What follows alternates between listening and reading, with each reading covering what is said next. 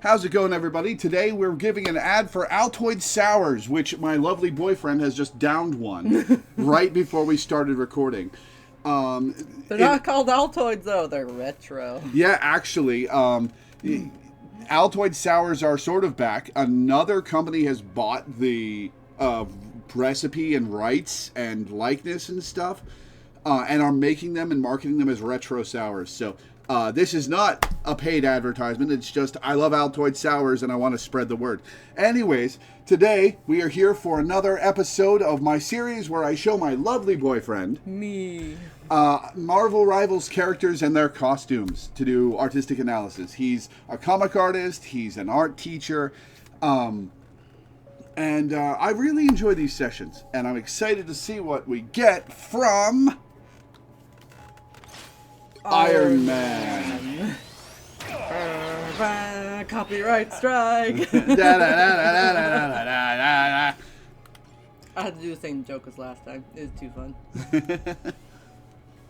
All right, so I think the mix of yellow and red in Iron Man's default costume is a little weird, and I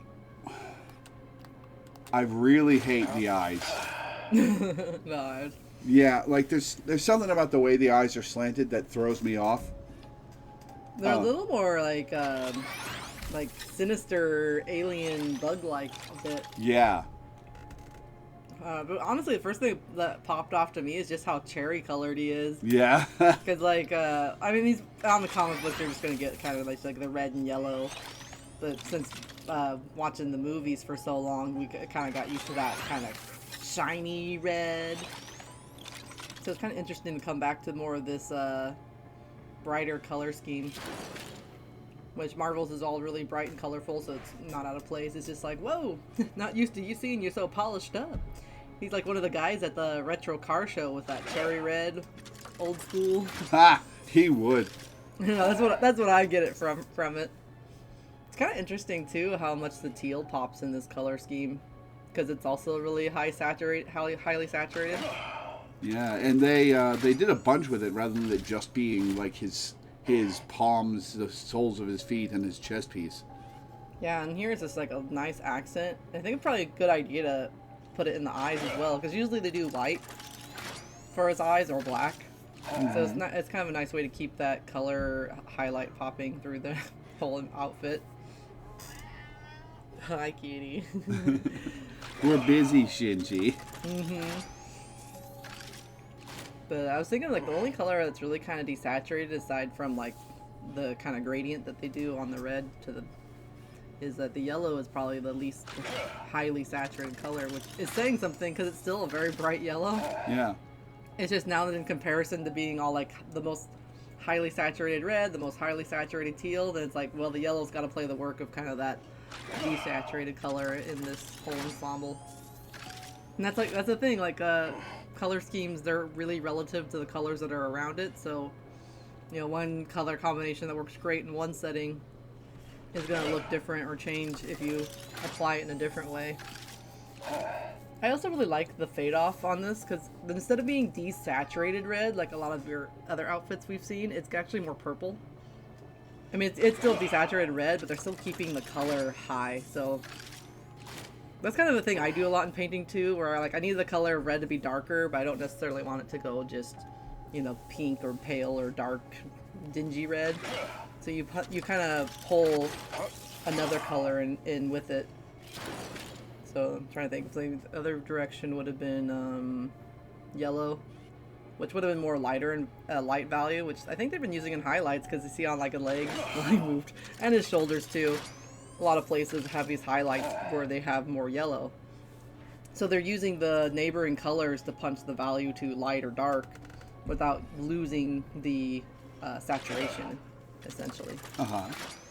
Which again, keeps them super, super cherry colored the whole way through, because we don't really lose saturation anywhere. Oh, we got a lot of dark gray in here too that I see more on the back side than on the front. Because on the shoulders and the backs of the arms and the backs of the booty ones are a little. Him and his one piece. Like, so he's like, yeah, it kind of is, because the leg pieces are so undecorated compared to all the piecing on the buttocks. He's like, it's there for articulation. It's like, sure, Tony.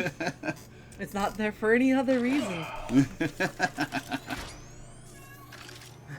I do like the idea of putting texture in the gray areas, because I see there's a lot of repeated scaling in a lot of those gray sections.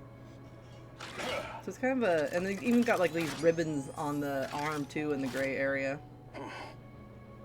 Because most of the rest of the suit, except for like the sections that they've cut into the lines, are really pretty flat, and you know, because it's supposed to be a metal outfit. Yeah, I'm also not seeing very many brush strokes. Oh, I see a bunch of them, but they're just used for highlighting, so maybe, you know, like they're fading in. He's quite animated. It's hard to point stuff out. So let's get a close look and look at his back here. So here you got like these orange marks, and I think instead of just using the base brush stroke and letting that be a texture, what instead they're doing is a little bit of hatching. Because you can see like on the gold yellow there's some hatching, and on the red there's some hatching. And hatching's a bit more controlled, and it feels more like a pen stroke than like a brush stroke, which I think fits with like this metal design they want to do, because they want some of that, again, illustrative texture in his suit, but he's not like an organic being or fabric or something that's got like this soft feel to it.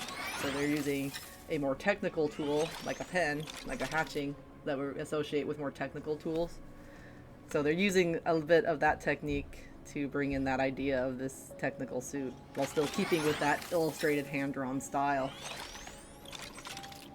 He's got some cool animations though, with some bits of his suit popping open. This is like the best part of like a mecha suit thing.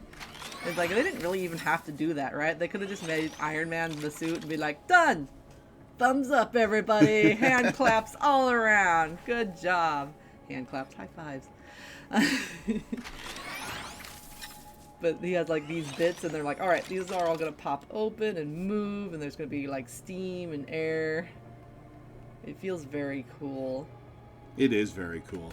And like, I haven't really looked at like the big shapes and lines that they put with this entire suit, but I really am attached to how they use teal. Because like there's this nice ribbon on the back where it goes across the shoulder blades and across the arms, so you're creating this like movement line that's kind of like wing-like across his back. But even on the neck, if you turn him sideways, like it's going across the neck and then down to the chest and then through the rib cage. Like, it's not like it's a line to accent the body. I mean, it is, but on another note, it feels like it's a thorough line through the energy that his, you know, core is providing. So to me, it feels like it's a line of energy that follows his whole suit. And so by using it in a limited way, just one line on the neck, just one line here, just one line here, like not repeating it too much, it really feels like it's a kind of a thread that ties his whole suit together. And it feels energetic because obviously it stands out as the one cool color in the whole color palette. And they play with some shape too. Like there's some gray on the neck area and some this cool pattern there. And let's zoom out and see if we can see big picture stuff here, because this suit is kind of complex, but it's really pretty. So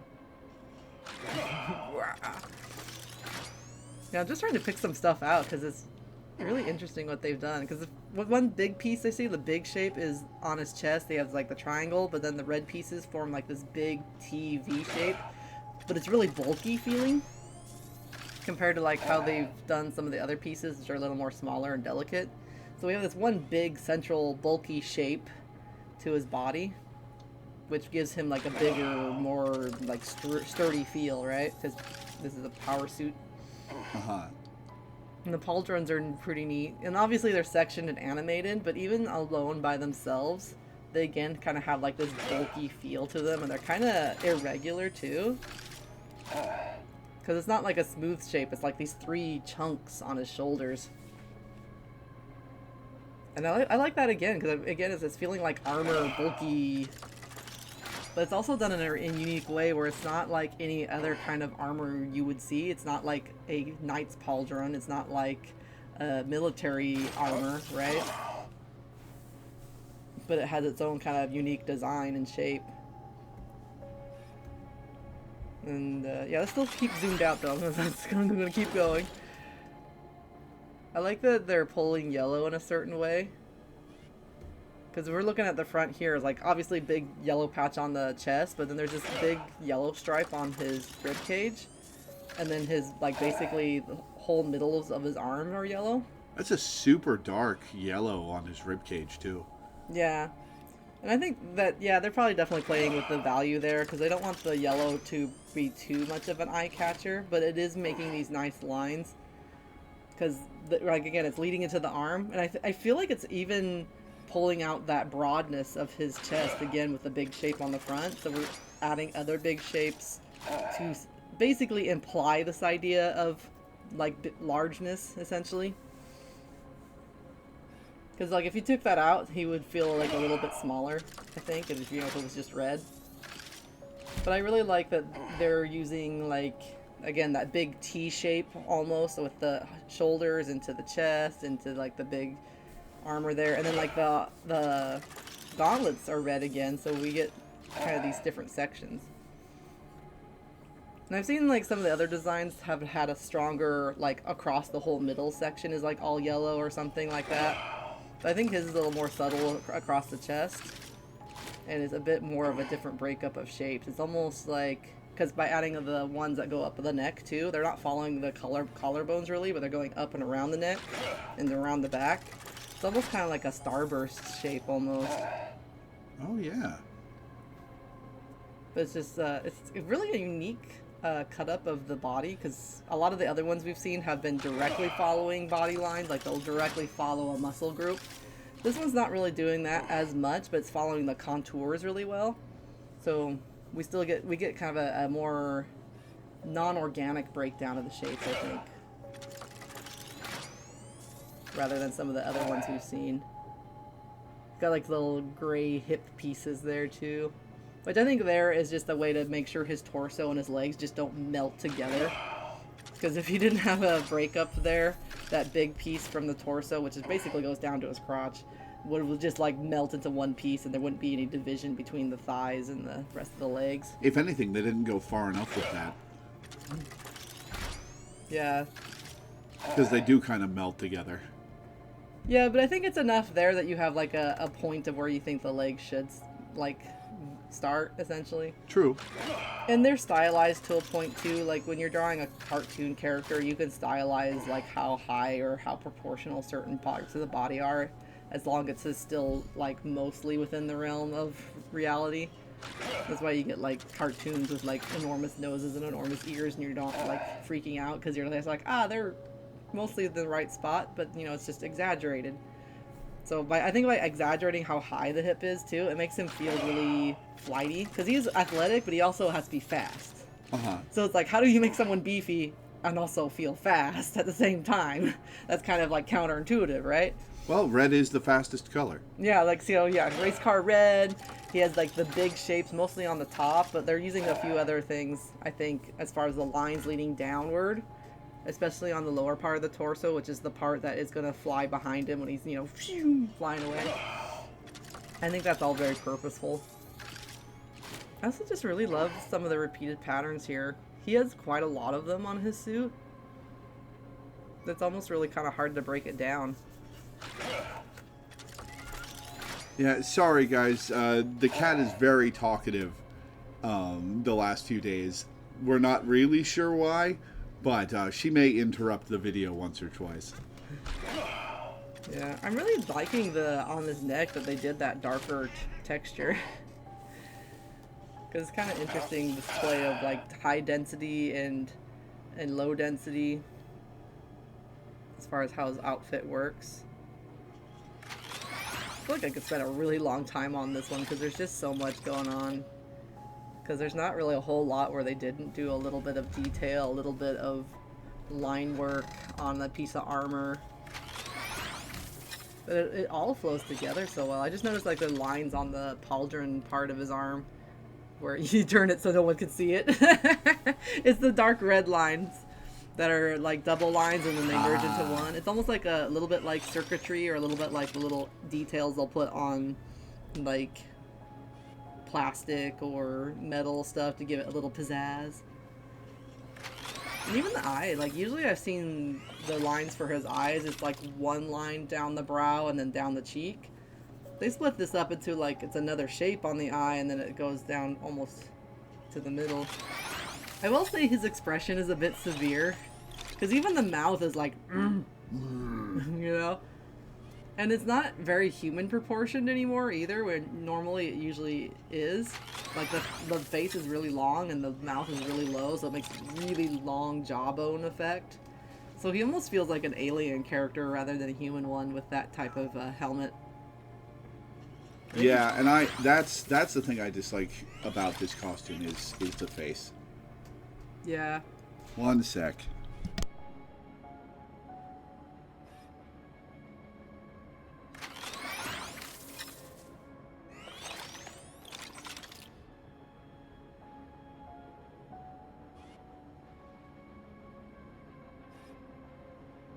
Sorry about that. Anyway, we're back.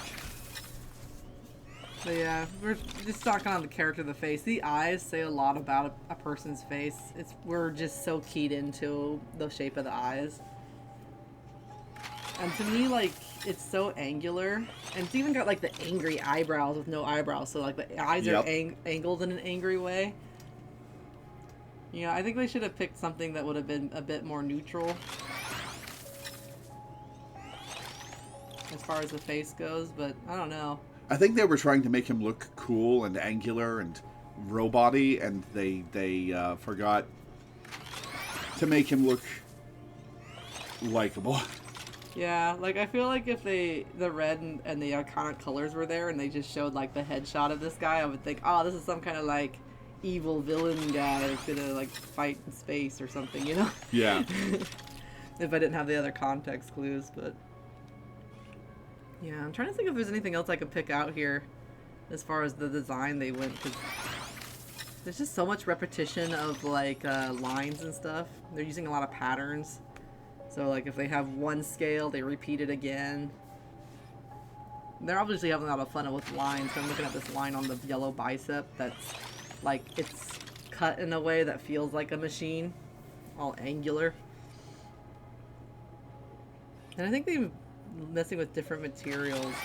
I wonder if the artist maybe did something like they went and looked at some industrial materials, like the braiding that is on his arms and some of the other materials here, and they like did like a list and just kept it to that list, because it doesn't feel like it's too much material, but there is different treatments and materials in the different parts. Can we turn his head over a little bit? Because I just noticed the gray on the neck has its own material too. It's like a mesh looking stuff almost, or chainmail, but with like long links. Can you see it in the dark gray underneath his jawbone? Yeah. There, that's the best look I think I can get you. Thanks. It's kind of interesting. So yeah. And then the color palette's obviously very controlled. You know, you just got yellow, red, teal as a highlight, and then neutral color, which is a cool gray. Let's look at his legs, because I think from this position can't really see him. Turn him sideways, because I'm thinking those are some chunky legs. Kind of interesting cut up on the bottom, because it's kind of like less robot-y there almost, and almost like stone. Whoops. Don't you think? It doesn't really feel very mechanical on the ankle bone. Yeah, that's true. Kind of looks like something out of the Thing's ankles. Yeah. I wonder what the idea was with that, but oh, I see it now. It has a little jet thing on the back. Oh yeah. So that had a piece that opens on the back, and that's why the other pieces probably look that way. Yeah, okay. Oh yeah, and there's like fins on the back that floof open too momentarily when he jumps up. That's a really fun idea, having the scales be like these little sections that can open and move and pivot, like a little vent cover, see? Yep. Yeah, I really like this a lot though. I think it's good overall. Face maybe is a little too severe, but I think it's still a really great design. And hey, this is a Rivals game, so you know, maybe you want to be a little bit meaner as Iron Man. You don't want to be the nice guy anymore. When was Tony Stark ever the nice guy? All right, well, before we look at the recolor, let's look at the MCU skin, which is very similar to this. and I don't like it because it's not. Color my opinion before you show me. Here's what I would prefer for the MCU skin for Iron Man: the Iron Man 1 outfit. Instead, we got the Endgame outfit. Oh, the one where he dies? Yeah. Yay! Dead Iron Man.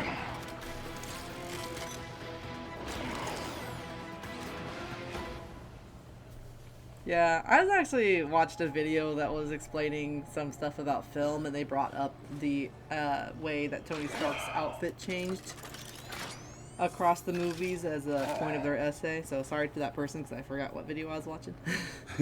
But it was kind of interesting because they talked about, like, you know, movie 1, it's all mechanical. It's like, gauntlet, gauntlet. You know, a bunch of metal pieces, stick your foot in the boot kind of thing. And, you know, it's all very technical. And very, very physical. Very, even though a lot of it's CGI, it's very physical and in the shot.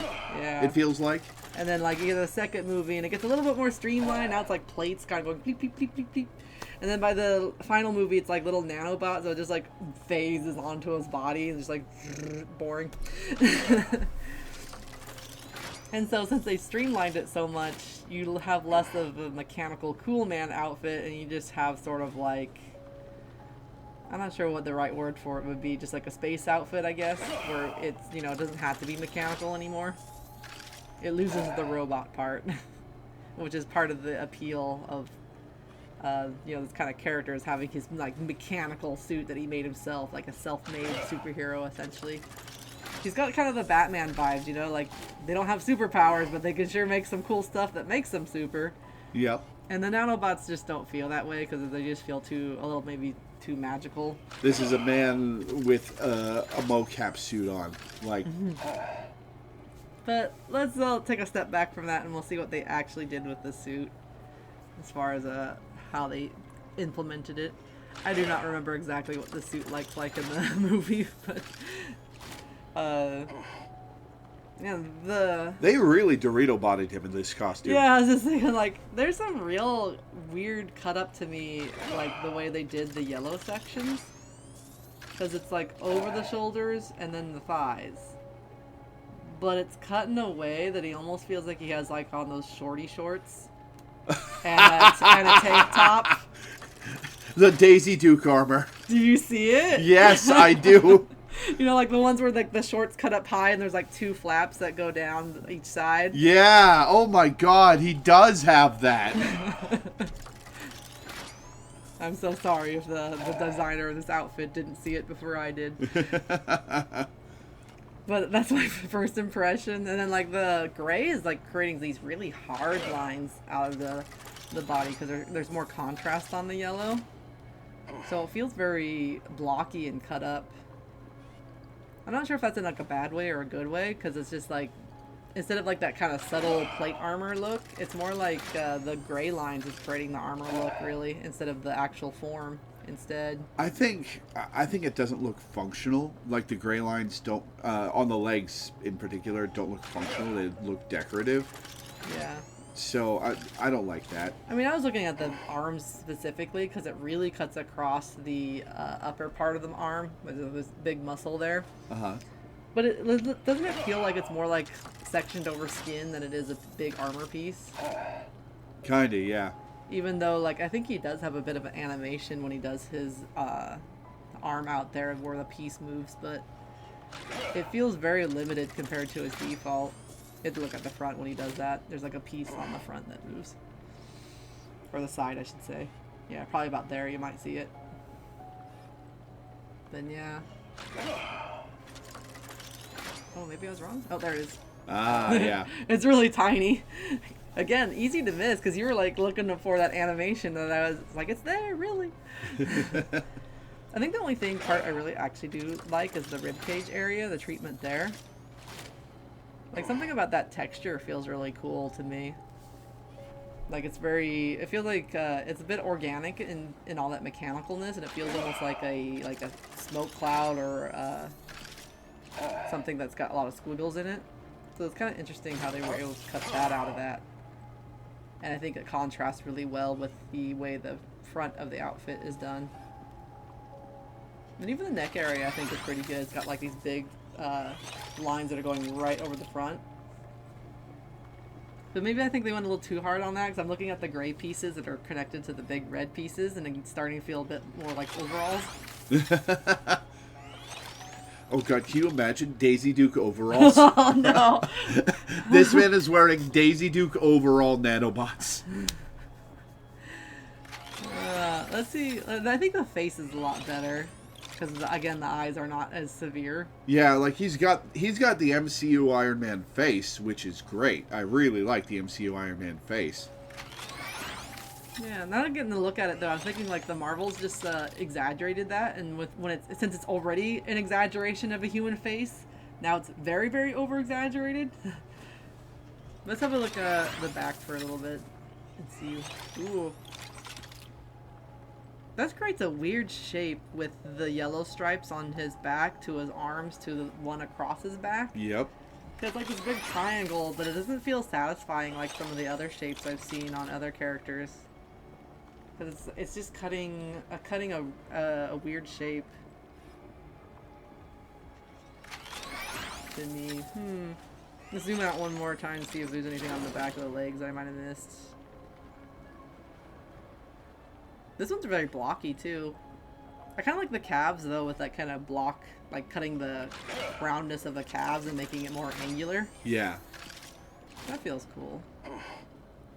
I think there's just some choices about the contrast on the gray areas with the yellow and like where they decided to cut the red and where they decided not to.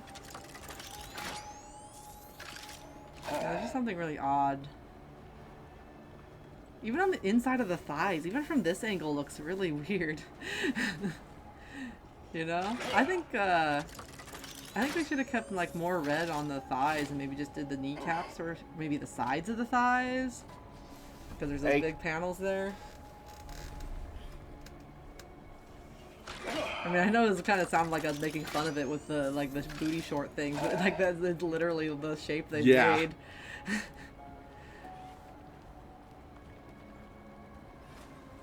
And like, I think if they went like yellow on the pauldrons and then like more red on the upper arm, that could have looked nice. I think they should have just played around with the shape a bit more. Or even that top section of the thighs red, so it would create that line downward and make that speed shape again like we had on the other outfit of, you know, making him look fast. He definitely looks muscular because that's the whole shape of him, but I don't think the robot part is really as supported, except that it's just like a texture more than it is a design, except for like on the arms, the mask, and the boots. Yeah. And a little bit of the chest. I think the upper arms and the upper legs are really suffering from being too organic in this one. But I really like the texture treatment and the surface treatment. I think it's just the color shapes and stuff that are not jiving. Yeah, the more I look at this, the less I like it. And I already didn't like it. Sorry. Yeah. All right. 1 second.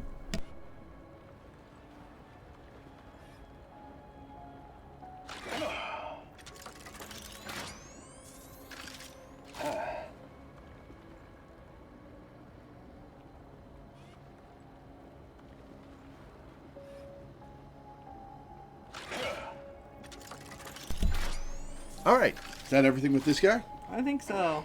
All right. Now we can look at the recolor. All right. So this is default again. Ooh, I like this play of different neutrals with the grays. I like the glowy fire red. Yeah. And I think that's pretty much the same. Ooh, it glows too. You didn't tell me it glowed. I think it's basically the same lines as the default teal one too. I don't have it memorized or anything, but it feels like it's following the same kind of glow line. Even his old arm glows when he does his animation. And like the thighs are cut up in an interesting way too with that shape. Like that shape feels cool. It feels like athletic pants or just like a really fun like action line because it's like this big thick line from the knee up to the hip. It's like boom fast, right? Uh-huh. Yeah. Exactly. What I was saying. But yeah, man, and playing around with the cool grays cut up some other sections a little different, like the neck. So instead of relying on that contrast of dark gray and red that they had on the default, it's now like a big light shape. Yeah. And I think they're used in just the right places. I mean, it's similar to the dark gray on the default, but they have it like right on the sections of where the limbs connect. So elbow, shoulder, hip, neck.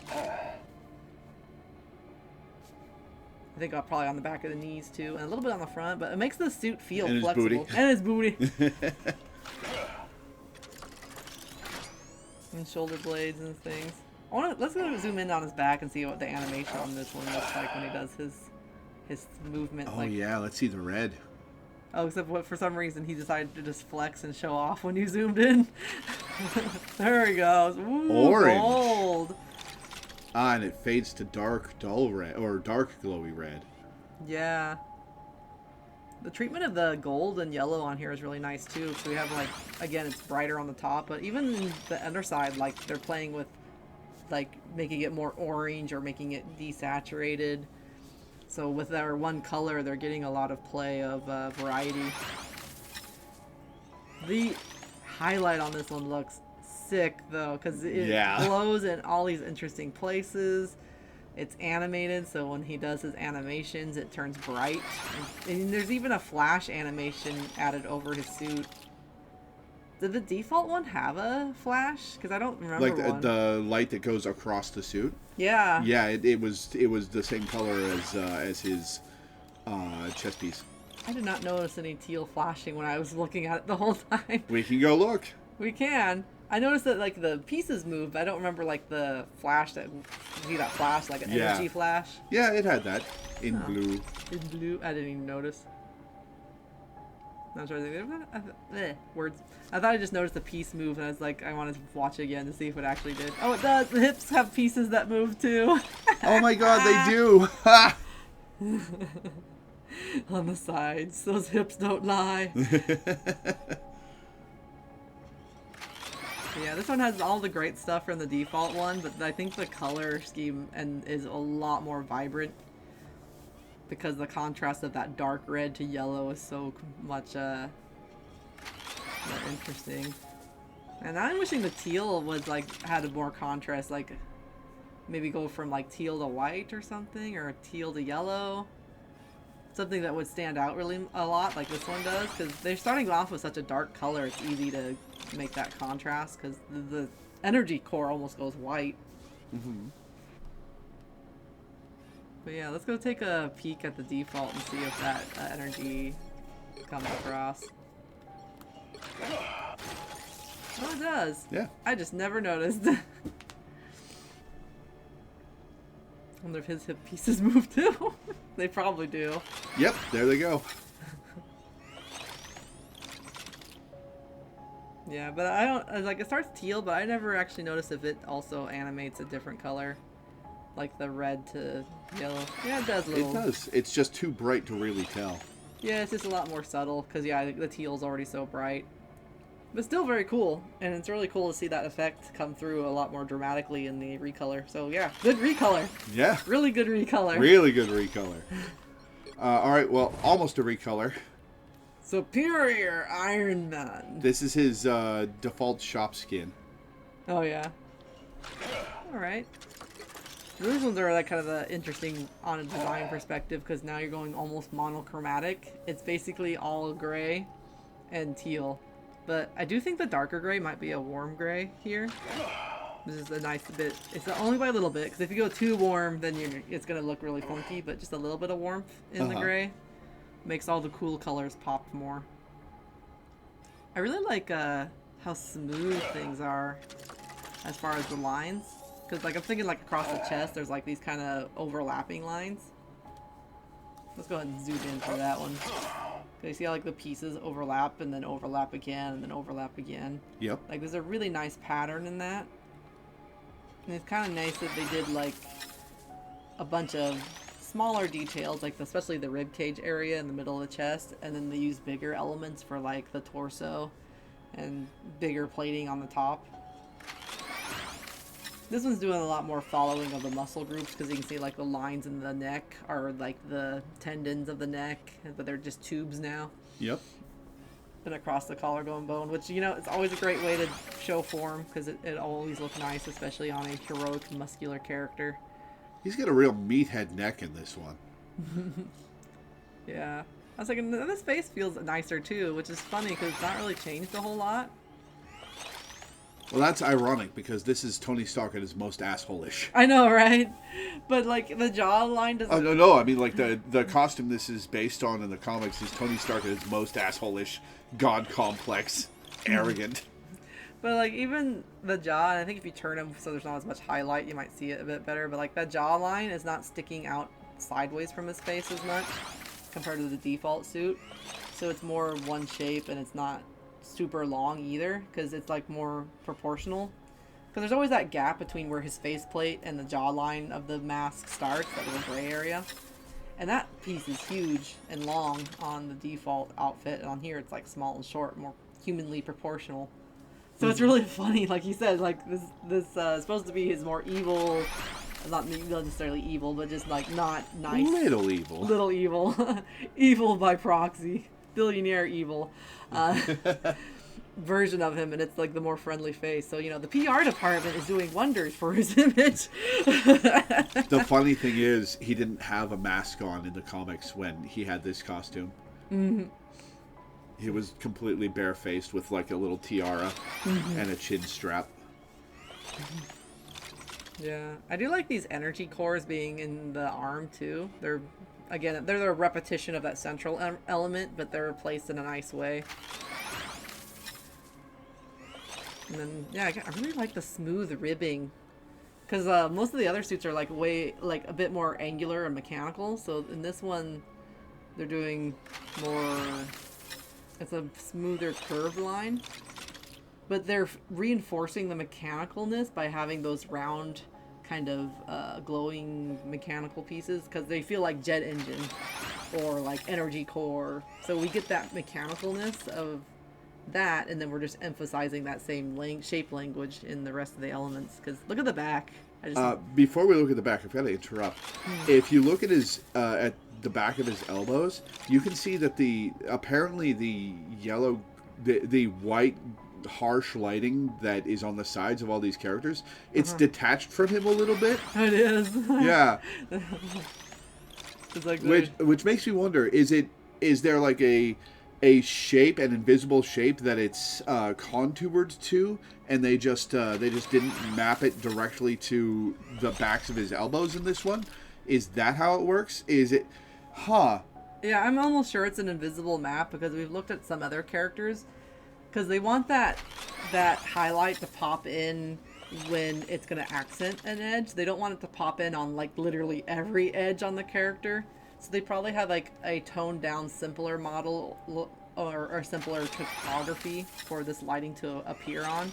And I'm thinking they probably just misaligned it there. Yeah. Either they were probably like editing a previous model and just forgot to move it, or they just got in a hurry and goofed. But it is a little bit funny because it looks like there should be like more bulk there, and there's not.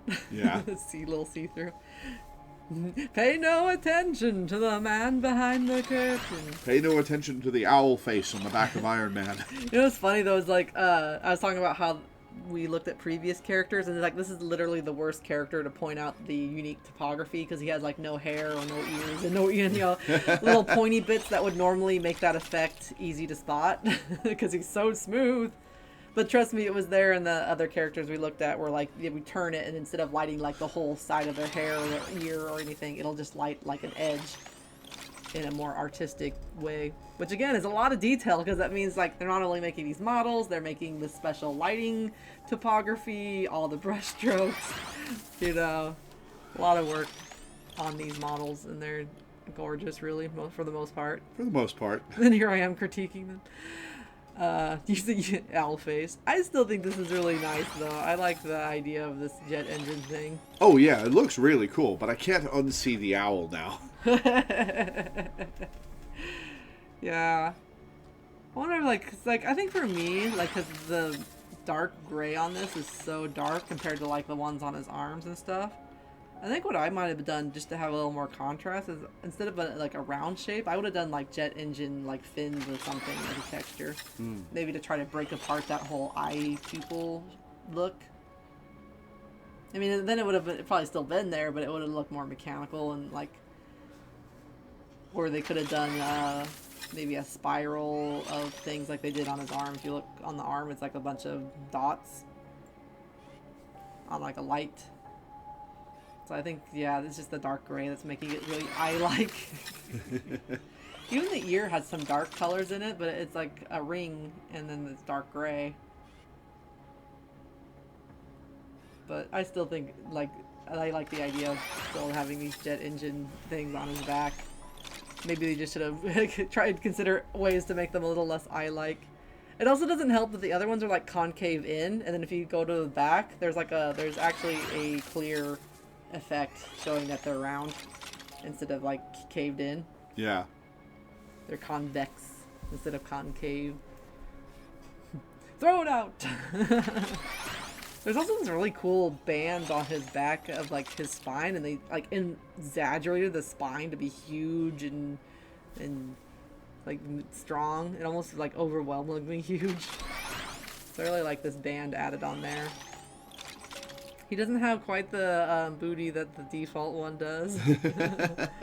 Not accenting the cake for this one. All business. You know what this is making me want? Samus in the Marvel Rivals design. Ooh. That would be so cool, wouldn't it? Yeah, I could totally see how you can get that vibe, because Samus does have, in general, a pretty round suit as far as the way her armor is built. And this is kind of the same idea of more roundness. Which is kind of funny, because I kind of critique the roundness in the endgame outfit a bit, but you can see like these pieces are separate. They're not just sectioned off by lines. There's different material treatments. There's like edges on each piece. So when he moves, or when we just like kind of see the form of it, we can tell it's an armor piece that he is wearing, not necessarily like suction cupped to him. Even though a lot of those pieces are very muscular shaped. And there's some fun throw lines too, like on his boots there with the big swoosh upward, and it's like really energetic. There's like a big shape on the end. That feels like a line of action that brings us up. Like he's, like most of the other ones we've done are like, the lines are more pointed down, you know, because he's going fast and he's like a flying iron machine. But this is like swooping up. He almost feels like, and even the chest lines are swooping up. Feels like a whirlwind. Or like a gust of tempest or something like that, especially with the colors. At least that's kind of what I feel. I'm using like some other images to describe how I feel, but the line is kind of an emotion, essentially, so like you can't really define it in a way without describing something else. But you know, curved lines feel very energetic and smooth. Jagged lines are going to feel very dangerous and irregular and unpredictable. And you know, squared off lines are going to feel measured and precise, and squiggly lines are going to feel like organic and growing. So you can use that kind of design language with shape, line, and everything else to kind of invoke ideas about a character. Because like in this case, I feel like he's floating upward versus the other Iron Man designs we saw. I feel like he's the lines are pointed down, so I feel like he's moving forward, you know, like fast. Where this one feels like he's being floating up, in my opinion. Yeah. Which I think works great, because he's supposed to be like this, I'm the superior one, bow before me. So, you know, he has this like shape to him that feels effortless and floaty. Versus the other ones that feel like they're actiony and they're going forward. Yeah, it's kind of like the difference of the Superman pose with like the one arm forward versus like both arms back. Yeah. You know, like one feels like he's going forward and he's pushing through. The other one feels like he's being held back and he's, you know, being dragged back. You know, they both show a flying man, but they're a bit different. I have to say, the more I look at this, the more I love the gauntlets. Yeah, and there's a pretty nice shape on those too, like this almost big teardrop shape, like stuck onto the forearm, and then there's these little wings. Which I think the wings to me feel like a little bit of Art Deco accent, a little bit, and it's Little like bit. it's just a hint, but it's enough of a hint that I feel like this refinement, on top of just the color of silver and everything on here being really clean, but it feels like you know, one of those quasi futures of we must be perfect to simulate. I have money.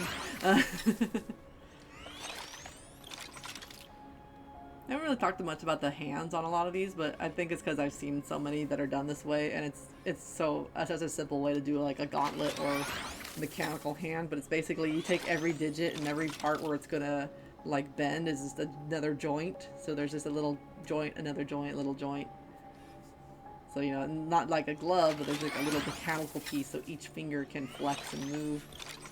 And then just make them all chunky boys. Chunky fingers and boom, robot. Yeah, I'm really in love with the using smooth lines on this one, even though it's supposed to be kind of like a Iron Man you're not supposed to love. Yeah. It is a very cool costume.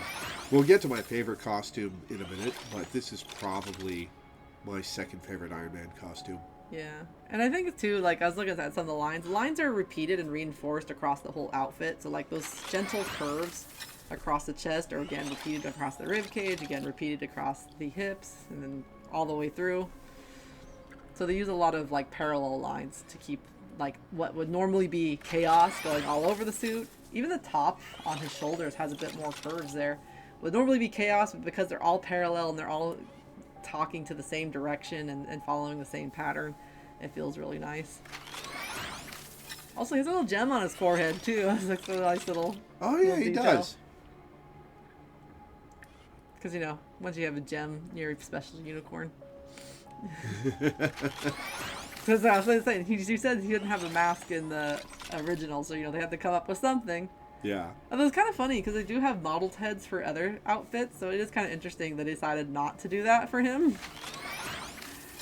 Because they've had other outfits of masked characters where they like demask them or model a head.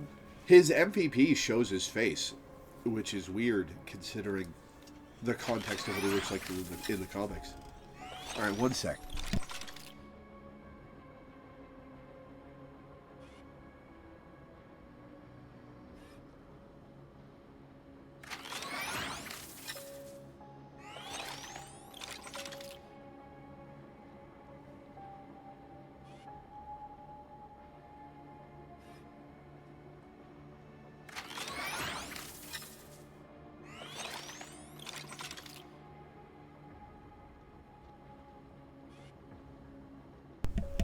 All right, back.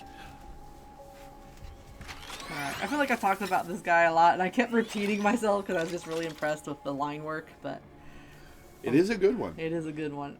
Ooh, even accents inside the pauldrons. Alright, we gotta move yeah. on. There's always there's something new with this guy if I keep looking. And it's No, just talk great. for another half hour. All right. Well, in that case, let's move on to my favorite costume Ooh, steam power. from the Marvel 1872 universe. Ooh, this is really fun. Oh man, where do you start? I haven't played much Iron Man. If I did play a lot of Iron Man, this is the costume I would get. Oh man, I think I'll start with the big obvious. He has this huge furnace in the middle of his chest. Yep. Because it's got this big focal point, because this big fiery thing right in the middle of him. But what I also loved is they used some of the older style of materials from the early industrial age, where we had like a lot of rubber, latex, and things that were holding parts together. And so they're using that kind of accordion material for all his joints, and they're repeating it in all these places, and it looks so good. Uh-huh. And even a little bit of like rust texture in a few places too that I can see even from this distance. But I really love the repetition of that element because it feels so chunky. It does have some curve too, like on the torso, there's some curve to that, to the body a bit. So it's not just goofy accordion material. But they stuck with that design on like every joint in a way that I think really ties everything together so well. Because then after we get past that, like, that's supposed to be like kind of a minor detail. That's kind of like the backdrop to make everything else pop. Ooh, and he's got more fun stuff here. Let's slow down. So, you have this great background, right, of dark gray. And now they have all these big gold chunky elements. So let's zoom out for a little bit because we're going to look at how they did this. Because they did not put a lot of armor pieces right in the torso. It feels a bit unprotected. But we have, like, big chunky chest piece. And, of course, it has this huge shape on the front for that furnace. And then they're adding, like, tubing on the front, too. And then, like, these big tubes. So, like, they already are playing with, like, this enormous shape right on the center part of his body. And I like this wraparound of the tubes to kind of tie it again in. So it's not just a piece just hanging on the top, right? It's, like, connected and attached and part of that piece. Because you could be like, oh, cool, furnace. But then you might attach it in a way that doesn't look like it's really part of the body. Uh-huh. But in this way it is. And I even like the little pieces of the iron that are underneath that are pointed a bit downward. It creates almost like this shirt-like cuff because it leaves a shape in the middle. Kind of like a little shirt might split at the bottom. And with the bottom piece of that furnace, it just feels like a nice, like, solid structure for that kind of central piece there. There's also some cute little elements in, like, some of the tubing on that side has, like, a patch on it where it's, like, connected to another piece of metal. And then, yeah, they made that a symmetrical too. Let's see. Let's zoom out again. Because then we have... I'm trying to spot where you're talking about. The tubes that are on the side of the furnace. There's, like, a gold piece on the sides that connects the black tube to the tube behind him. Right here. Oh, yeah. I thought that's not asymmetrical, though. It's over here. I was wondering if it was asymmetrical. Oh, you were wondering. I see. Okay.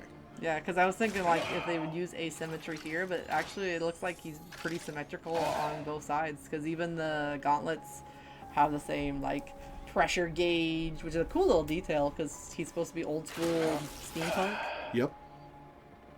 And this isn't even, like, fantasy steampunk, really. Like, that's a, modern gauge, or more, like, what we would think is modern.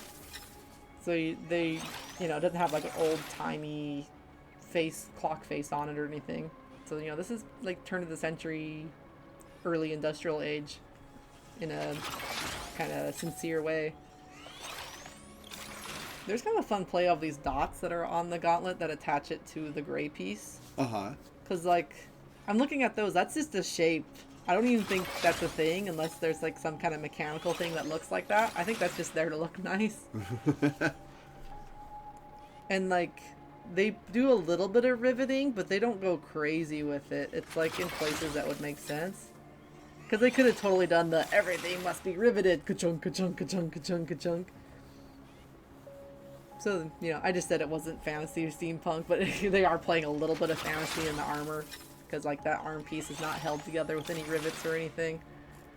But what I kind of meant with that, like that, is I've seen a lot of, like, the Victorian steampunk style where they really do push more fantastical, so everything is, like, super pretty, because they're leaning more on the Victorian part. Uh-huh. This is really laying more in the industrial part of the steampunk genre.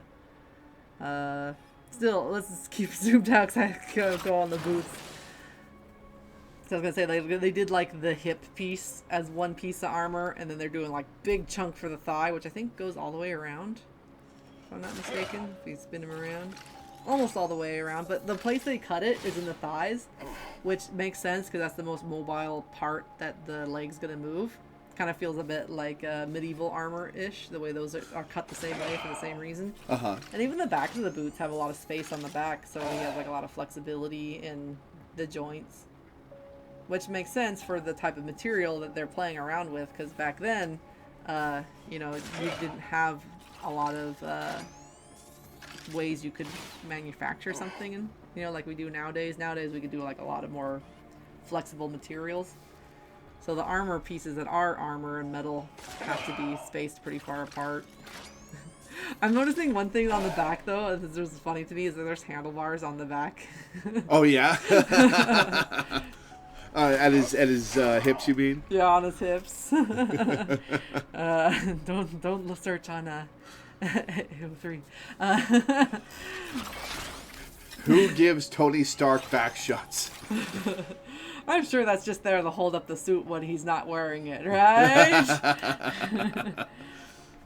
But yeah. Of course, Tony absolutely would take it while in the suit. I mean, there's a little back patch on there that looks like it could come off. This went sideways way too quickly. I'm so sorry for people who came for, art discussion. I think there's some cool animated elements in here, though, because some of the tubing on the back of the arm, like, light up when he does his things. I think that's really cool. Like, it's red hot. Yep. Obviously, there's this cool clockwork thing, which absolutely could not fit with him in it. And speaking of sense. steampunk, yeah. And don't even attach to anything. That's the fantasy steampunk aspect. There's the fantasy steampunk aspect. Gears! Which is kind of funny because they just avoided gears of pretty much the entire rest of the outfit. Honestly, think they didn't even need the gears, to be honest. I think they could have put something there that was like mechanical or moving that wasn't a gear, and I think we would have still got the idea. But it is very amusing. What I like is like the Blastoise like exhaust pipes on his back. Yeah, those rule. Yeah, that's just like a big bulky shape to put on there that, it's the same proportion and bulkiness as everything else. Different color treatment, but it's not out of the way because it's the same gunmetal black that is in a lot of the rest of the outfit. And then some cool sparks and smoke and things. Let's go! Ooh, there's another transparent area on the grating. Boy, we're finding all the flaws in the... Oh, yeah, it's detached. Huh. In the Iron Man kind of highlight system. They're too detailed. It's tripping them up. It might be. I haven't seen this kind of errors in the other outfits till now. I don't know. I mean, he came out with launch, so I don't know. Maybe they figured it out later, but yeah, he's not following the topography of the little grating at all. Even on the top of the pauldron, it's a little offset. Oops. Whoops. I mean, I've seen a few where there's like some stray lines and stuff. They feel like they match because there's a bunch of stray lines in a few of the outfits, but yeah, there's a few here, even from the front. You don't even have to get at a weird angle to see it. Yeah. Let's see. Oh, they've messed with the eye shape a little bit. Again, so he's not so severe. He has like a little bit of an upward. So actually, he just looks. He looks mildly concerned. Yeah, he looks worried, like mildly, like, oh my goodness, what is happening here? Do you need assistance? I have to say, steampunk Iron Man is such an obvious idea that I'm surprised it never happened in official comics until the last few years. Yeah, I think it could like hang out with like Noir Spider-Man. Noir. Yeah, Marvel 1872 happened in 2015, according to the blurb. Yeah. I don't know why they were sitting on it. I guess the genre had to get popular first. Yeah, I suppose. Then it had kind of a resurgence, besides its original run, which was, the turn of the century industrial going, wow, the future might be changing in interesting ways. So then it was like futurism, and now it's like, retro. I've been reading Girl Genius since the mid-2000s, so my time scale for when this became popular is a little screwed up. One sec.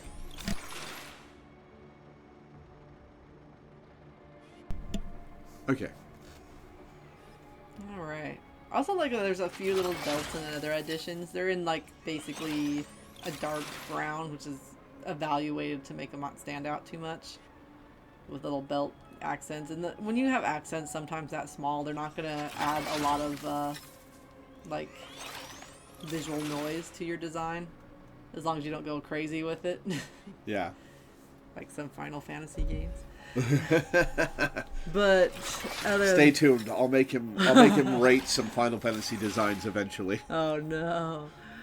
Yeah, and then oh gosh, I didn't even get into like the color of the armor itself because this is like a hammered gold bronze color, and when you look at some of the colors they pulled in for the brushwork on this, there's like little bits of green, little bits of orange.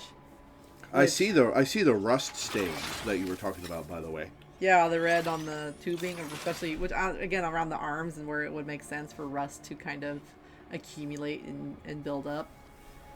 But like some of the colors, like you think, where does the green come in? Well, when we're talking like metals and stuff, especially weathered metal, or and a lot of golds will have a greenish tint too. But once you start adding a little bit of the idea of weathering, then you start getting oxidation, which is going to change things to like reds for rust, and greens are going to come up in like coppers, and then I think it's like brass will tarnish to like gray and green. So you could really have a lot of fun with color play on metals if you're going to let them get all crusty. And he has a little bit of like straight lines here and there for a little bit of battle damage and scratches and things. It's really nice. The rivets on the top are kind of fun too, because it's like it's a bit of an accent to break up that gray area from being... the mohawk rivets. Yeah, so it had like a mohawk thing going on, like good chunk, good chunk, good chunk. So yeah, even the little tiny details in their outfits are just emphasizing shapes and other things. Like he has this huge collar around his neck, so you don't see most of his upper neck. But if you look on the back, there's like this little metal piece for the back of his neck, so it kind of feels like, you know, the back part of your neck that connects to your head. Yeah. That's really still really high, but it contextualizes that shape. I like this one a lot. It's a really cool one. Yeah, I love it. I love it to pieces. Apparently this skin is not popular. And I have no idea why. I guess nobody wants to go to the past. It's so cool. What are you people doing? Throw down with the old school Iron Man. I've seen like 5 times as many people wearing the Endgame outfit as I have like any of his other alt costumes besides the Battle Pass one from Season 1. Yeah. I just realized they did a cool thing too on the kneecaps. They did a callback to the steam vents on top. Yeah. Which is, that's a nice tie-in for the rest of the design. Is like, let's repeat a little bit of that texture, at least in one other spot. Yeah, he's really balanced too, in a nice way, as far as like the shapes and colors and things. That's a nice outfit. Yeah, I love it. And even every piece, like the legs pieces are chunkier, and the arm pieces are chunkier. He just feels like a big chunky boy. I love him.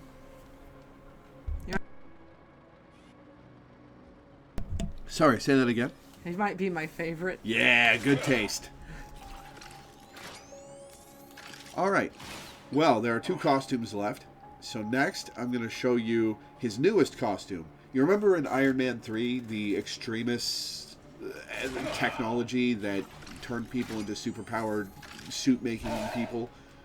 Well, that's from the comics, and apparently, and for a while, that was how Iron Man used his armor. Apparently, in the Null storyline, he fused the extremist technology with a symbiote, and we get a dragon. Hell yeah! Hey, he has a face modeled there. He does have a face. Jeez. Yeah. A part of me wants to say, what the hell? And the other part of me is like, this is kind of rad, actually. It is a little rad. It's very weird, though. Look at those claws. Uh-huh. Oh my goodness. So I did see one of the other symbiote mesh designs, too. And, like, they usually go very goopy organic.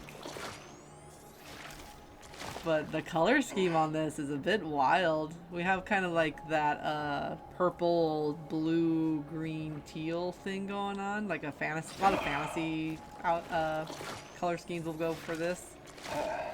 A hint of orange on the one branch and like on the tops too. Oh yeah.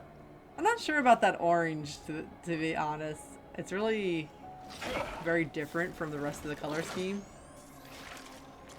But orange is also one of my least favorite colors, so it could just be my bias. Yeah. Huh. I don't know why. Every time I do orange, I want to mesh it up to like red, or I mesh it down to yellow. I'm just like, I just can't with straight up orange. I need to challenge myself. Do some autumn pictures or something.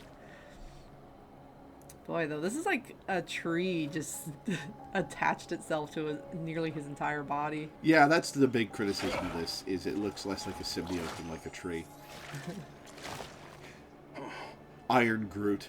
Yeah, Iron Groot. Now that I could believe. Man, what's interesting is the way it's wrapped around the fingers on the opposite hand, too. Because, like, I know he's floating, but it almost feels like it's, like, restricting his movement. Yeah. And then I'm not sure how I feel about the armor design having points and then also the symbiote parts, because it feels like, you know, he dressed up to get symbioted, if that makes sense. It's like, gotta put on my evil armor so I can have some symbiotes on it. Wouldn't want to put it on my cool armor, you know? So I feel like the armor is less Iron Man mechanical and is a lot more like fantasy, medieval, evil knight armor. Uh-huh. It just has that vibe with all the spikes and things. Like, I feel like I don't want to hate it, but it feels like it's not telling the story that I was just told. Let's have a zoom in on his face, though, just to see what the helmet's doing. Huh, so like it broke off part of the helmet, but not the other parts? But only the one side of the broken helmet is broken, the other part's more organic. And then the seal is like over everything, like it's a stamp. Uh-huh. It's not even red either. Why is it white? Yeah, that is weird. I mean, I know it can be white, but it's just like they should commit to one or the other, I think, if they're going to go across all the designs, so it feels like, Yeah, the null symbol should be red. in my opinion. Like, I've seen parts where it is white, but I think it's a contrast thing. Yeah, can you imagine if they put some red on this outfit for the null stuff? And like the symbiote to be black, or I know they come in different colors, but You know, I think you're right. It would have looked better if the symbiote stuff was black and the suit was red. or they could have done like the cherry red suit with like dark red symbiote on it. Ooh. You know, and that could be like evil. And then maybe they could have pulled like some orange or something for the teal or yellow, just to pop things. I suppose if they wanted it more of an evil, maybe like they could do like a mix of something.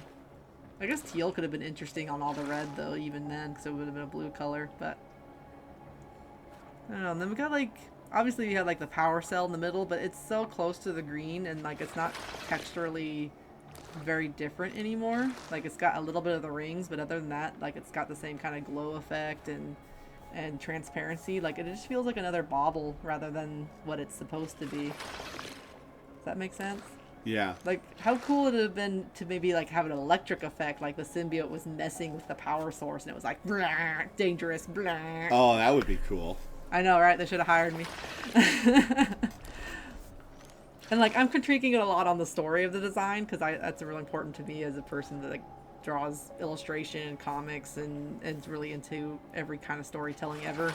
I'm a big fan of animation. So, like, if we have a story we want to tell, we want a design that's going to, like, at least support that, and if it doesn't support that, there needs to be a reason why. Like, you know, it's just subversive, you know, like the evil guy didn't look evil, he fooled us all, you know. Yeah. But this doesn't really do anything of that. It's just, it's cool design on surface level, but it's not telling much of a story. Especially when you consider the story of all the characters involved, as far as the symbiotes and Iron Man himself. Like, I don't know if I've ever seen him in purple. I don't know. Like, I've seen him in gray and reds. I don't know if I've seen him in a cool color in general. He could look good in blue, though, I think. In my opinion. Probably. Anyway, let's look at the back of the outfit, see if there's anything going on there. The bulkiness on the arm is kind of cool, though. Like this big mound on that forearm. Yep. Ooh, it's all stuck inside the moving parts of his outfit, and they're, like, stuck open. Now that's Oh, yeah, I didn't notice that. Now that's a fun idea. And man, can you imagine how much the energy ports would stick out if they were like a contrasting color with the rest of the color scheme? Because, like, again, they just feel like more of the green baubles. Yeah. And now I'm like, are the green baubles the symbiote kind of trying to emulate that energy, or I don't know. Like, also some of the plates are like overlapping the spine too. Like the spine is all symbiote. It'd be kind of cool if they did some more asymmetry in the armor rather than the symbiote. Like the symbiote had pushed pieces of the armor out of the way and like made the armor all, you know, out of sync. Make him more zombie. Yeah, pretty much.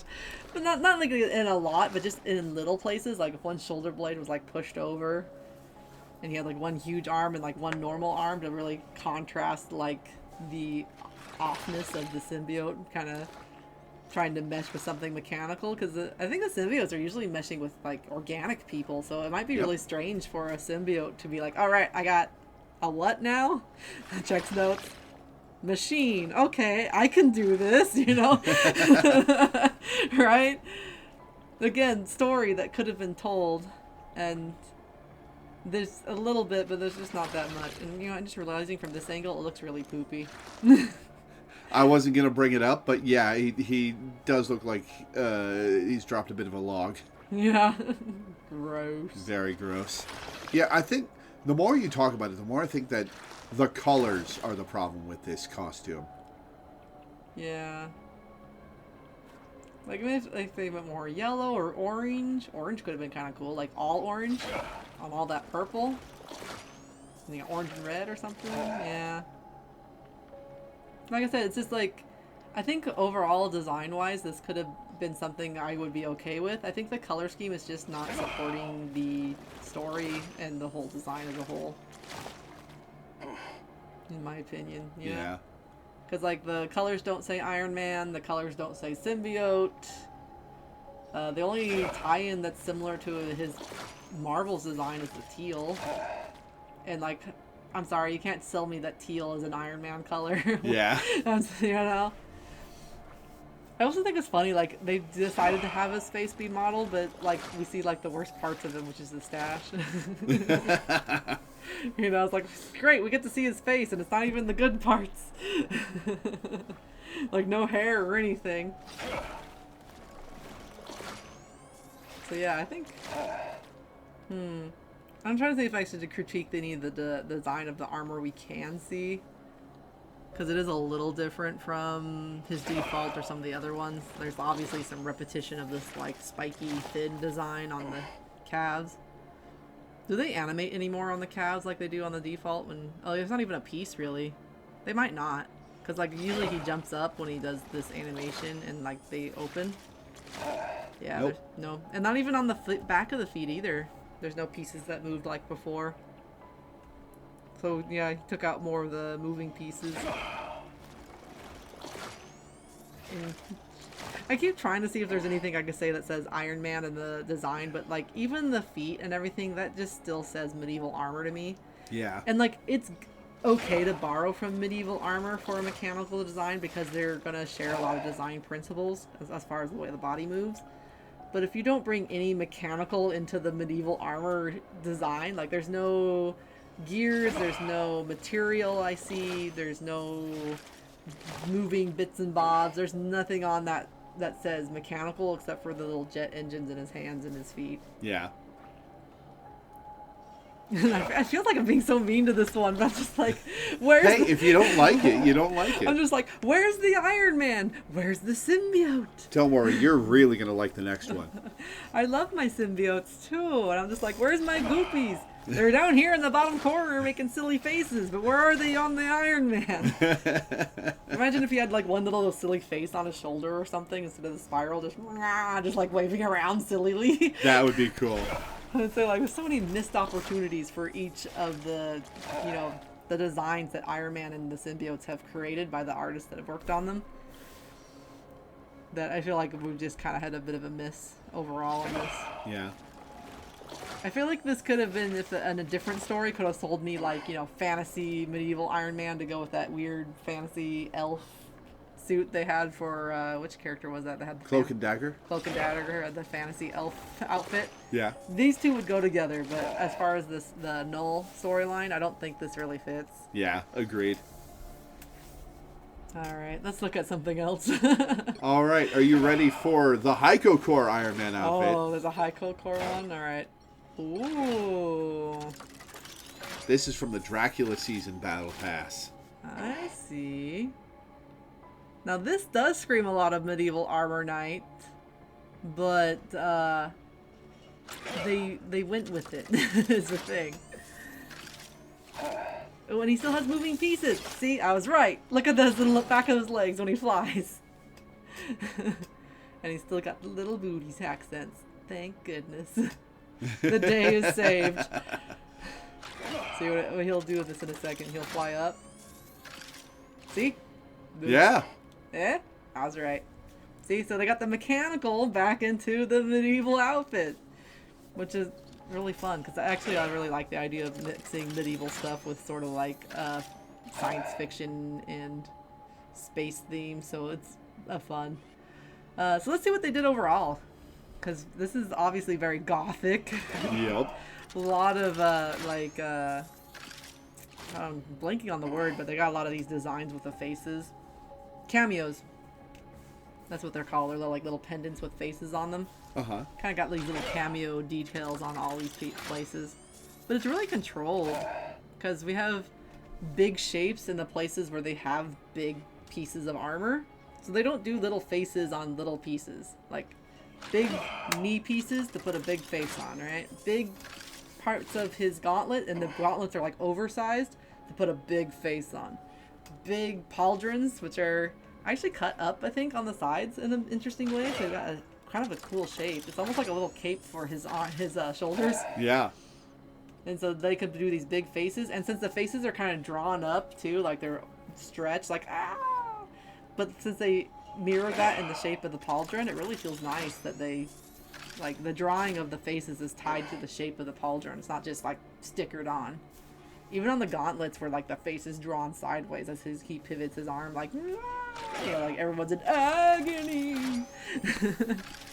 There's even a kind of a big face on the chest, but they made it a little more subtle because they made the face part of his collar, collar, and then the jaw is like a shape with little spikes on it. So they abstracted it, so it's still there, but it's not as eye-catching as the more obvious faces. Weirdly, that's my favorite face on the costume because it's so cleverly designed. It is really nice. And then when they needed more faces to kind of keep the motif, but they didn't make the faces on the legs gold. They're dark. And yeah. I'm going to point out some of the big shapes too if we go back a little bit, because we have like 3 colors. We have gold, dark gray, which seems to be a cold gray, and red, which is like an accent color essentially, which is kind of cool because red's kind of like the big Dracula color. But here they're letting it play accent, and it looks so nice because there's so many neutral colors because the majority of this outfit is gray. So we have kind of like a big stripe of gold along the top. And you kind of see like it creates this big shape with like the helmet, the collar, the cauldrons. And then there's no gold accents on the upper arm, and then we have a big gold on the gauntlets. And then we have big gold on the knees, and maybe a few little accents along the boots, it looks like. Yep. Which, again, the accents are kind of on the fingers, too, as well. So, oh, and he has a little bit of a gold striping right across the middle, like a belt almost. And that feels nice, because we're creating, like, these big overall shapes that we can kind of keep track of. And I think what the red is doing here is creating more of those action lines that draw us across the body and like lead the eye along, essentially. Because we have like these curved lines across the rib cage. We have the big red arrow on his chest. There's like a red inside the collar. The red lines across the middle of his arms. And they do like this effect in the arms as well. Uh-huh. The back too, we got like against the shoulder blades, up through the back. It's like an X almost, and then it draws up, and there's a lot of upward movement. So we get kind of like this really nice circular travel of the eyes. I think the texture on the underside of the legs is so interesting to me because it reminds me of some of the medieval era where there was actually a lot of fabric, especially if you were wearing armor as a noble and not necessarily as a warrior, because nobles were the only people who could afford plate armor. So you'd have like these little fabric elements. So I see that pattern and I think, oh, fabric, which I really love. And it's an accent color too, but it just feels like it fits with the rest of the outfit and gives like another material choice. Ooh, I just noticed there's like some cool little designs on the back of the legs that are like little vampire teeth. Yup. Yeah. There's a little more play on smaller accents on the back than the front. But they work really well because they're doing the big shape, medium shape, and then smaller shapes, it seems like. Because they got like the big across the broad shoulders, the spine, and there's like a couple little gold accents. But those gold accents are parallel to the parts on the shoulders. So we're following that shape upward. So we're kind of creating these eye movements and accenting the pieces they already have. Which I think a fun exercise if you're really trying to study this is like take a screenshot of like that still of his back being shown. Take all the colors off and just leave like the actual shapes of the armor pieces. And you'll probably see how those colors were like accenting the lines of action and the shapes overall. Because it looks complex when you put all the colors on, but really it's designed to be pretty simple because we have basically big kind of a diamond shape on the top, which notice there's some moving parts. I'll come back to that. There's kind of like imagine the broadness of his back is kind of like this irregular diamond. Then you have two shoulder blade shapes, those big gray shapes next to the red. And then you have kind of the rib cage. And then there's those lines that make those two little arrows that are next to the spine. Those could be combined to make kind of like another big triangle. And then we have a little bit more repetition around the torso. But then like it's all cut up even more by the colors. But if you kind of simplify it into these bigger shapes, then you can come back and like kind of carve out these smaller lines of action and get really what looks complex. But your basic shapes are so simplified that everything is going to flow well. Because if you try to go at it the other way, make things complicated with no big shape or no flow or no method or reason to why you're making these shapes, you're probably going to come out with some kind of mess. And even looking at the treatment of some of these areas, you have like a lot of stripes on the upper back and a lot of stripes on the bottom of the torso. All the other ones are bigger elements, so we're not getting lost in all these little tiny like texture details. And I love that treatment because like it makes it feel like a texture. Like when you don't pay attention to it, it's just texture. When you're an artist and you do pay attention to it, you're like, oh, they're doing a lot of density in certain areas and less density in another. All right. Can we turn and see if that animation on those upper parts of the pauldron, or you can't see it from there, but like right there. Let's watch the upper part of the shoulder because they move. Yep. Oh, they do move, and there is some stuff under there. How interesting that they still decided to animate that, even though it's mostly covered. Yeah, and it doesn't make a lot of sense mechanically because that's where the missiles come out, and they're covered by his pauldron. I would like to ask you if you've noticed that the mouths, the faces on his pauldrons are vampires. Ooh, I can see one of them is. The other one doesn't have teeth for some reason, and the one above might have some teeth. But I wasn't paying as much attention to that, just to the fact that they're like those grotesque, like exaggerated faces that you're usually, you see for agony. They're very cool. Yeah, like this makes it feel like some kind of like dark knight here to exact vengeance. I also like that they kept pretty much the entire helmet gold. Because when you have everything else as one color, when you switch it up, then that thing is going to be kind of like the focal point, right? Uh-huh. And it even makes it feel like the collar is almost part of the whole shape of his head, like visually. I mean, we have some shadows and depth so that we can see it's not, but it's just like visually it's like a big hulky shape. This is really cool. It's actually almost interesting to think this is supposed to be an Iron Man design, because I would see this character anywhere and I'd be like, oh man, this looks cool. He's gonna kill me, but he looks cool. Yeah. This one is very Heiko core though. I told you. I guess I have a new favorite. I knew it. What I find interesting though is the treatment of where they wanted to put some of the animation, because he has like this flame effect in like his knees and his elbows.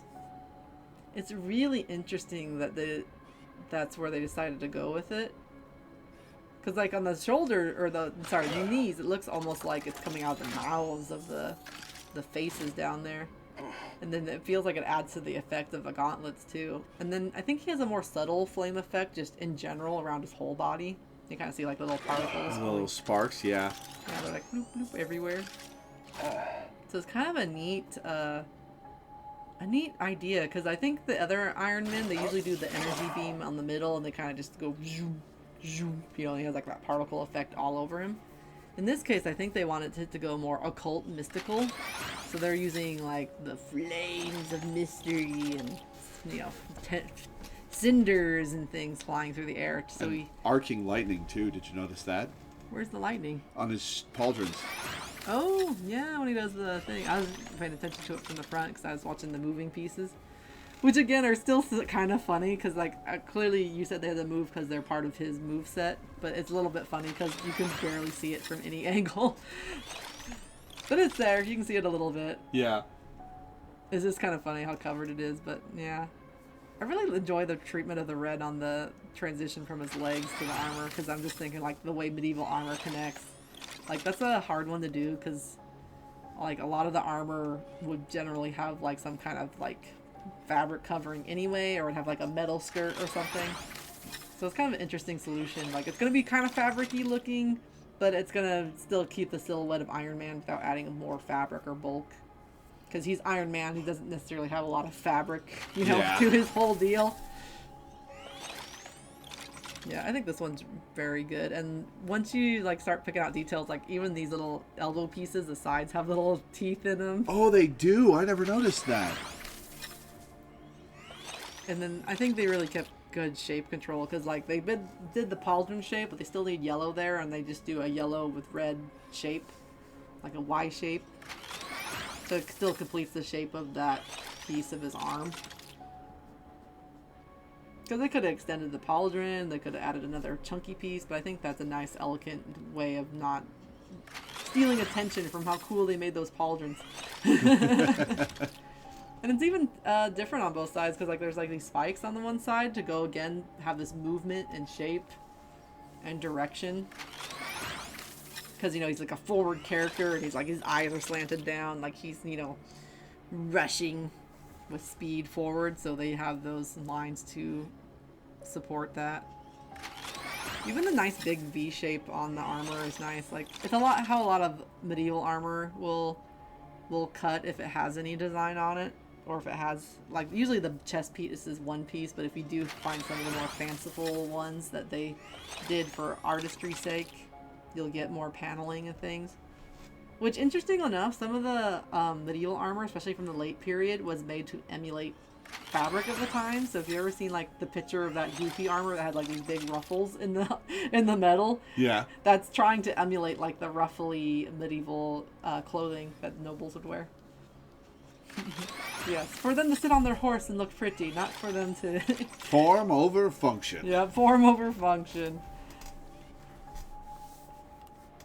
But, you know, we've had such a long history now of, like, medieval fantasy, you know, just kind of changing how we perceive stuff. That I think is kind of interesting to look at what it actually was, and then, like, what we've kind of interpreted it through time. And then we get cool stuff like this! Iron Man! The shape of the helm is really cool, too. Like, it's got, like, that Agreed. Roman gladiator kind of look. I don't remember if that's the right period. There's different ones. There's like ones where they have the open face and ones where like the face is kind of shut and they just have like the slit. With like a big ridge on the top.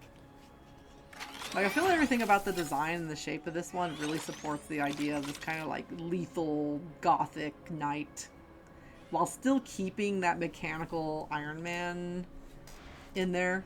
Yep. And it's like it's done in a subtle way so that they're not really clashing. Like, they kind of clashed for me in the symbiote one, because, again, there wasn't really a reason for the symbiote Iron Man to have a gothic knight look. If you say this is Dracula themed, I'm like, oh yeah, of course, right? Yeah. Obviously! I noticed the fangs. Right? It's just like, obviously the Dracula Iron Man has to be a medieval knight. Yeah. What else could he possibly be? So, you know, it's like, again, it's about story. So, you know, this would be ridiculous in another context, but because the story is supported through narrative and visual language, it's a perfect design. It even looks good in all the poses, too. I love it. Even though I'm predispositioned. I knew you'd like this one. I know you. You do. Yeah. All right. Anything else to say about this one? I think I have said it all. It is just a really nice overall. Okay, let's check out some MVPs then. Here's the default. With the Gothic Iron Man. Oh, the swords. Is that in the default as well? He has like panels that come out and focus fire lasers. Like here, I'll show you.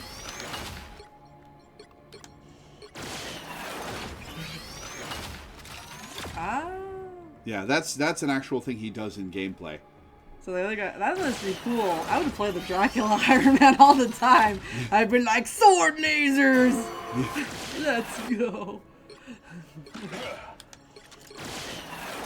Right?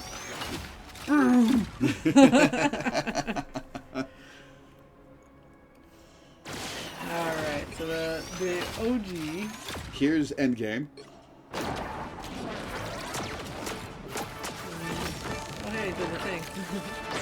Oh. And then dies. And then dies. Yeah. I do like the background a lot in this. It's like just enough texture to let, and it's so desaturated. And which the movies in general are not as colorful unless they decide to like the character for once. They tend to desaturate to be more realistic. But it really feels nice with how colorful that outfit is. That's the good thing. How come the hand-drawn illustration looks better than the 3D model, though? Doesn't the arm piece look better? Yeah. And when, like, it looks like a separate piece. Whereas, like, this 3D model is kind of weird. I think it's because in that one you can see there's a shadow where that arm piece is over his arm, and then in the 3D model it's, like, attached. Yeah. See? Gotta have your overlaps, people. Get your three-dimensionality now. Use your shadows. Alright, here's Superior Iron Man. Ooh, liquid. Oh, he has a face. Ooh, Danger Peach. That's pretty cool. My cat's here now. Hi, are you sad about the bad Iron Man design? Alright, here's... Hold on a second, though. Hold on a second, because I was still watching. My cat is very distracting. Because that is not red. I really like that. Yeah, the red would have been way cooler. No, I mean, I like that it's peachy, because when they hit the illustration, it does get more saturated. So it's like, you know, it's subtle. Subtle, subtle, subtle, subtle. Boom! Danger! Yep. And I think I know it's a thing to always go with red for, like, evil. But like you said, he doesn't think of himself as evil. So I like the idea of a more subtle orange to show a more dangerous color, especially since he's so cool and clean, which is a different design philosophy of like creating wrongness with the idea of things being too sterile, too clean. You know, like that movies where it's like, you know, instead of going into a normal room, they go into this like starkly lit, everything perfect, no decorations, you know, to insinuate that things are wrong and dangerous. Yep. So I like that for this character quite a lot. Especially because, you know, he has no warm color, so when he does get even just a little bit of warmth, it's like, oh! What's going on, Stark? Alright, up next is the steampunk one. Alright, let's see what they did.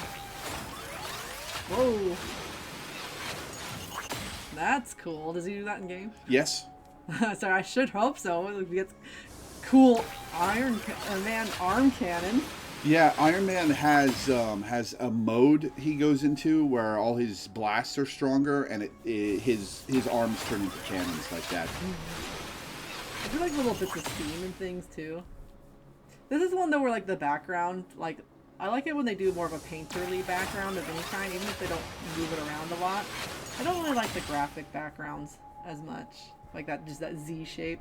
Yeah. It's been on a few other MVPs. That's the Marvel Rivals logo symbol, and yeah, it's very glaring when you're watching these things over and over. Yeah, like can you imagine if they just had like a big like smoke cloud or something, like of steam just swirling or something, which would have been simple enough, just some parallax and whatever. Yeah, that would have been very cool. Like even if it was like dark or something, so all those oranges would stand out, or really light. But that's just me. I think it would make it more exciting, but I like the animation quite a lot. And I think the movement and stuff is really punchy and fun. And I like that it kind of it emphasizes the arm cannons. And also it's like, it feels like a little funky too, because, you know, most of his designs are like futuristic, so I think the kind of big kind of ham-fisted way he moves fits with the kind of old-timey nature of his design. Yep. I like it a lot. I like the illustrations quite a lot too. Has anyone collected all the illustrations out of this game though? Like that could be a study in itself. Yeah. They're all really nice. I don't know if it's all different artists and they're doing different they follow like the same design Bible, but they're all really nice. I wonder how many artists they do use for those stills. Because, like, I can see, like, an artist putting all these together, but... Yeah, and sometimes it can be, but, you know, like, they're only release a few skins at a time, so they could have, like, one illustrator do these. Yeah, and not all of them have MVP animations. Yeah. But there are some people that, like, their whole job is to basically, like, copycat a style, and, like, that's their job, and then they have to be really good at it. True. So, you know, they could hire people that are very good with that, too, because that's what some companies have done, too. Like, you know, like, whoever defined the style, like, they're like, all right, have fun. You know, they retire or they leave for other jobs, so they're like, okay, we need house of artists who can continue this style. Yeah, it's not like Toriyama animated DBZ. Yeah. Oh, I love anime though, because sometimes if you're really into it, you can kind of pick out some individual animators, because you can notice like the characters change a little bit. Yep. I feel like it's not as prevalent because in newer anime, although it still does happen, because I think they try to push for that conformity more. But older stuff, sometimes you could really be like, oh hey, he's got like squinkier eyes this time, or oh hey, he's got like he's like more fluid and bouncy this time. I like it, you know, like it was kind of fun. Like, you never hated it. You were just like, oh, hey, he's a little different. Alright, I have to pick a favorite now, don't I? Oh, you're not done. Oh, we're not done. Oh, yeah, I forgot him existed. Yeah, my enthusiasm just kind of died after I'm like, hell yeah, dragon, huh? Yeah. Can the dragon be the player character? How come he gets the dragon anyway? What's that about? Null has symbiote dragons, apparently. Apparently. Yeah. Damn, if Nolan wasn't like trying to burn everything to the ground, he'd actually be kind of tight. And finally... Oh man, I was excited and then they have no background. Yeah. Dang, that was... Because like the moon thing is cool and then we get nothing.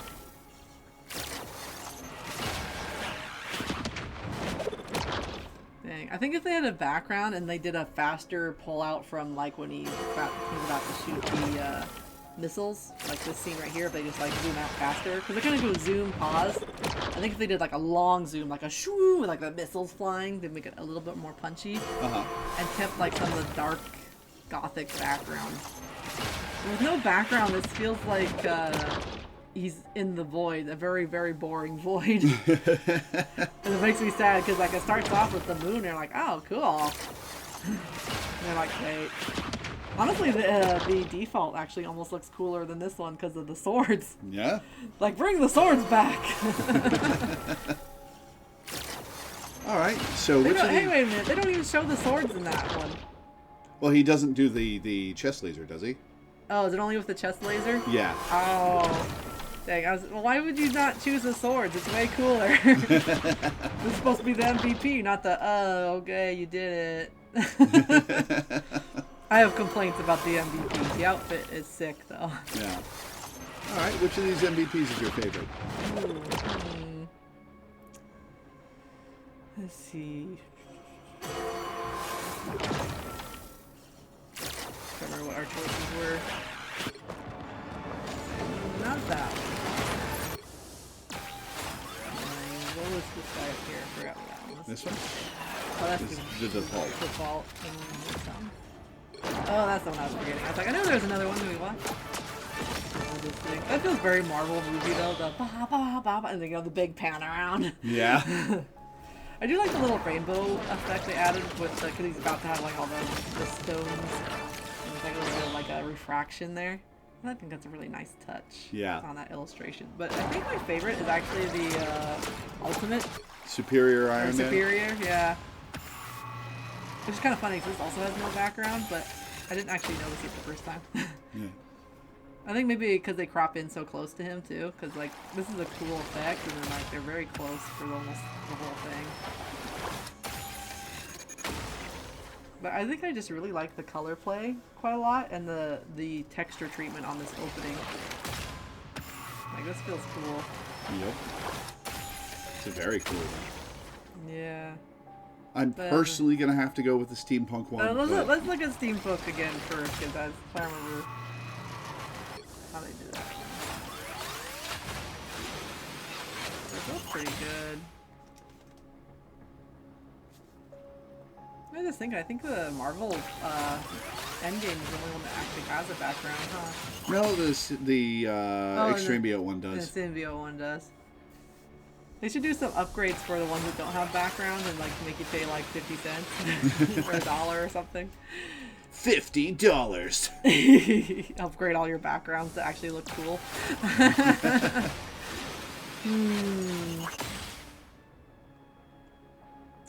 Gosh, it's such a hard decision.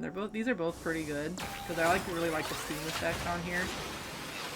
And then let's go back to this one. I really like this color treatment too.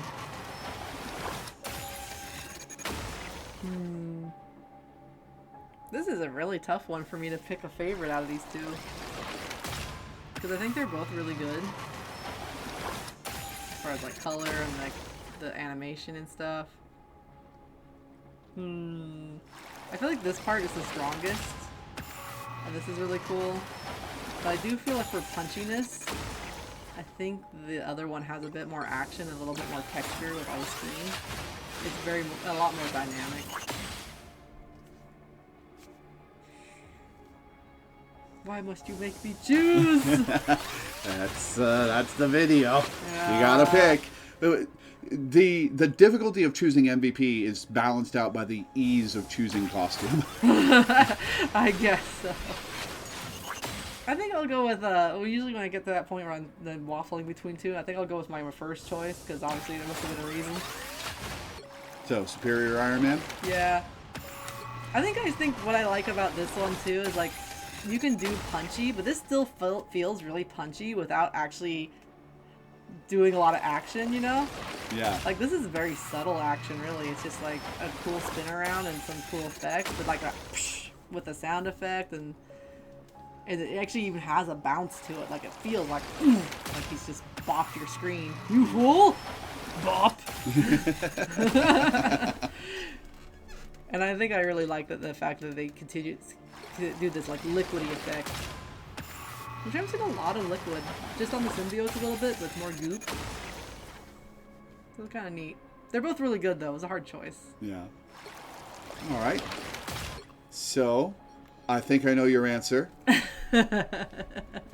I expected this to be your answer before you even got a look at Iron Man. It is so good, though. It is great. And as I've talked through a lot of these costumes, I'm noticing some patterns in how they do their designs. I'm pretty sure at this point that they probably had like a design like Bible essentially, so they kind of have like some kind of similar notes throughout different costumes. But even so, this is still the best of like what they can do with that design philosophy that they've chosen. It's got like really nice color treatment. The sections are really good. The lines of action are really good. The repetition of accents are really good.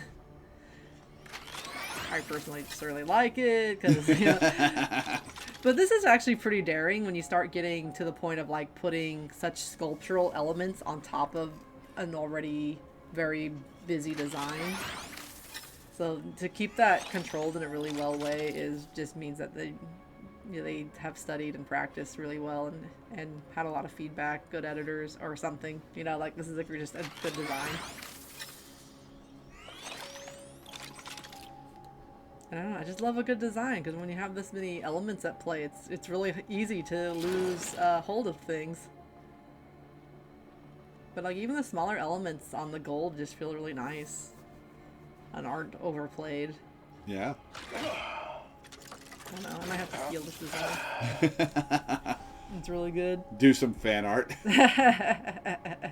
Fan art, but only specifically of the goth costumes. All right, well, that's Iron Man.